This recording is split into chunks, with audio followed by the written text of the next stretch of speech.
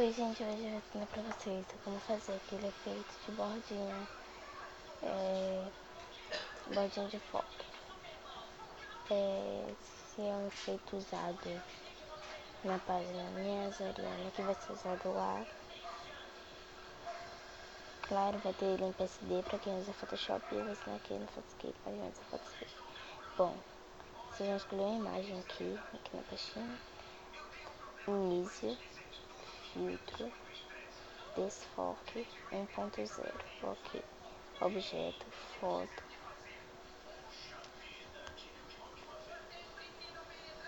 e vai abrir a mesma imagem. Vou procurar a imagem, né? Aqui. E vão abrir ela. E vou diminuir aqui, ó, o contorno. Deixar assim, o tamanho que ficar melhor. Aí, ó, e deixa assim.